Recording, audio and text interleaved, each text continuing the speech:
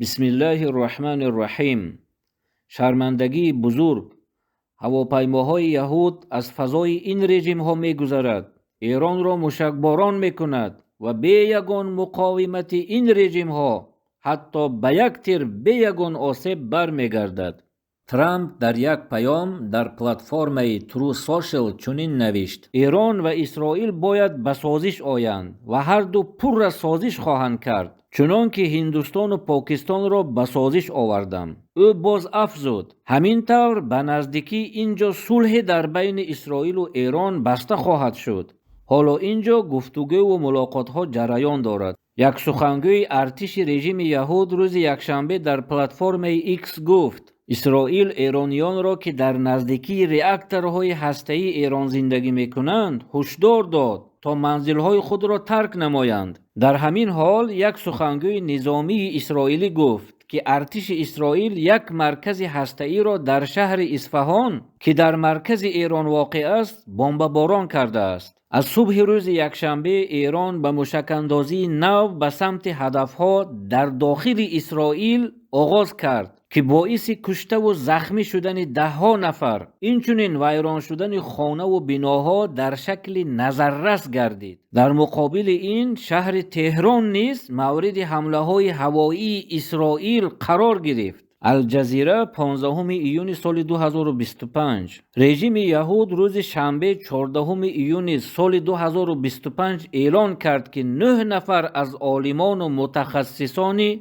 برنامه هسته‌ای در ایران کشته شدند و با این شماره کشته شدگان که قبلا اعلان شده بود بیشتر گردید. در بین آنها علی بخوی کریمی، منصور عسکری و سعید برجی هستند که متخصصان ساحه مکانیکا، فیزیکا و هندسه مواد بودند. با گفته ارتش اسرائیل آنها در حمله های روز جمعه به هلاکت رسیدند. خبر مذکور را خبرگزاری نیم رسمی ایران تسنیم نیز تصدیق نموده است. رژیم یهود صبح روز جمعه 13 ایون سال 2025 به ایران یک حمله بی سابقه آورد که هدف آن قلب برنامه هسته‌ای ایران و فرماندهان بلندپایه نظامی بود. در عین حال ایران تاکید نمود که به پاسخ دادن به اسرائیل پرداخته است و بیگهی روز جمعه صدها موشک را به سمت اسرائیل پرتافته است. CNN 14 ایون سال 2025. بعد از حمله رژیم یهود، پرزیدنت امریکا دونالد ترامپ روز جمعه 13 ایون سال 2025 اظهار داشت: واقعا حمله اسرائیل به ایران به درجه اعلا بود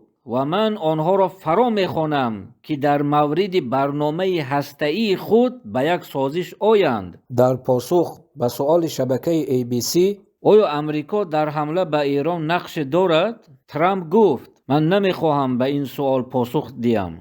او در پلتفرم ترو سوشل افزود: ایران باید پیش از آن که هیچ چیز باقی نمیماند و امپری ایران نام چیز را از دست میدهد باید به سازش آید. او باز افزود که او تهران را هشدار داده است که ایالات متحده با برتری خیلی زیاد سلاح‌های بهترین و مرگاورترین جهان را استحصال میکند. اسرائیل نیز مقدار زیادی آن را دارد. به نزدیکی باز بیشتر را به دست خواهد آورد و آن میداند از آن چخیل استفاده برد. ترامپ باز در اظهارات مثل این گفت: امروز روز 61 است و من به آنها گفتم که چی کار باید کنند ولی آنها نتوانستند. حالا آنها امکان دوم را دارند. از اندیشه کردن درباره این رویدادها چیزهای زیرین عیان می‌گردد. یکم، از رویدادهای مذکور آشکارا عیان است که رژیم یهود تنها با تکان دادن امریکا مخصوصاً ترامپ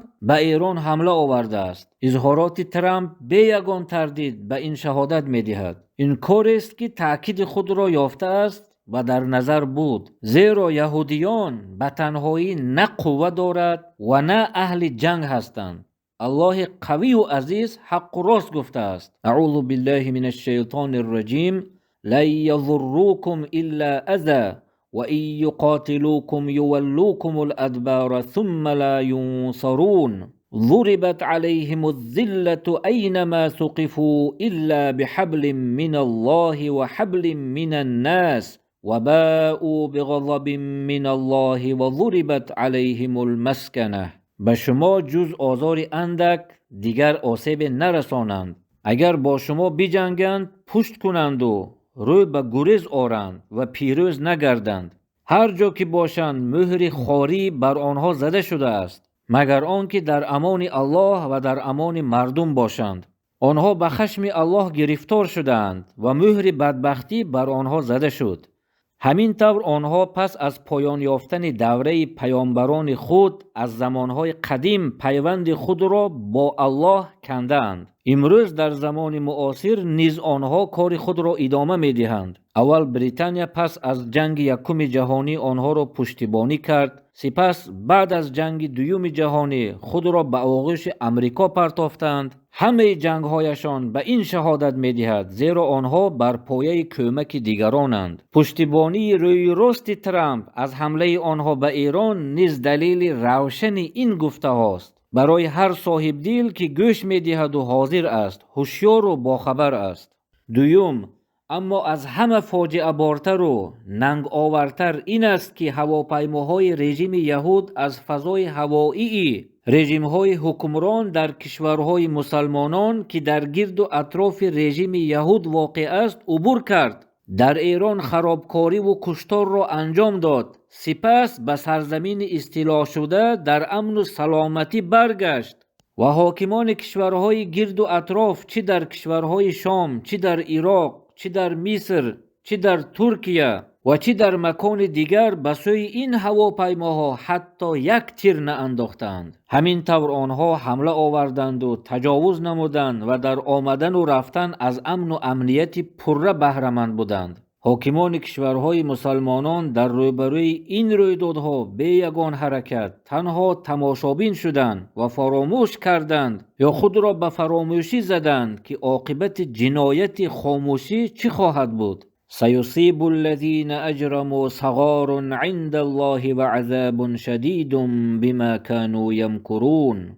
بزودی به گناهکاران به جزای مکری که میکردند از جانب الله خواری و عذاب سخت خواهد رسید. این بزرگترین شرمندگی است که هواپیماهای رژیم یهود فضای حاکمان گماشته را عبور میکند، حمله می‌آورد و به یگان ممانعت و مقاومت حاکم از این حاکمان برمیگردد. سیوم، هر شخص عاقل میفهمد که بهترین راه دفاع از رژیم یهود حمله پیشگیری کننده است. رژیم یهود کیها باز به ایران تهدید میکرد، خصوصا در روزهای آخر.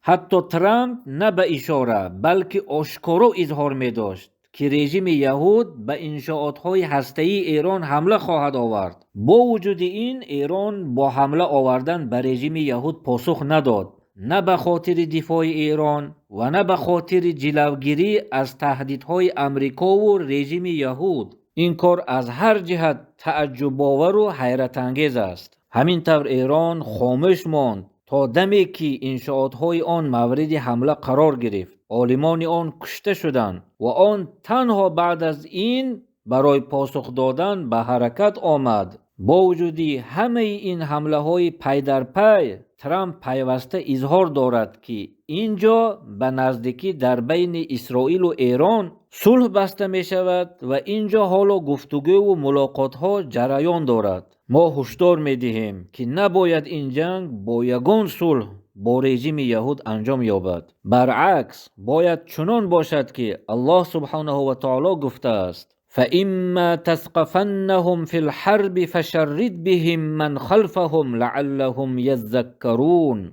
پس اگر آنها را در جنگ بیابی، آنها را با کشتن پراکنده ساز تا پیروانشان نیز پراکنده شوند، شاید که پند گیرند.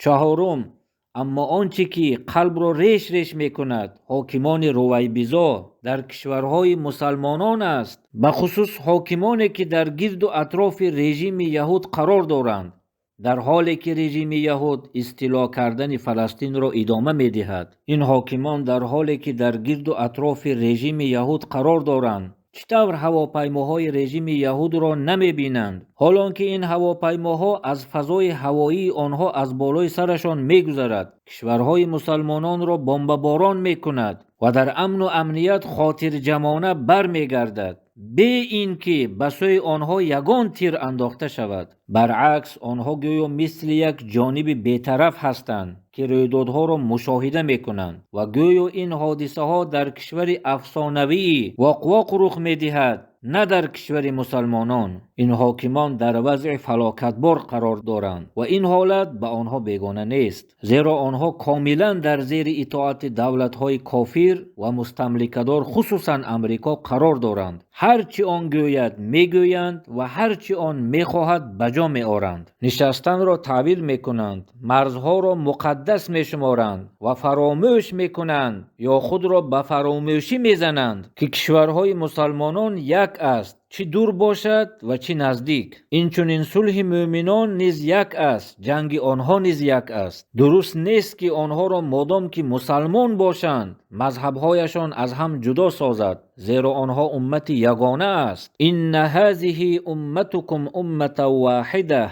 و انا ربکم فاعبدون.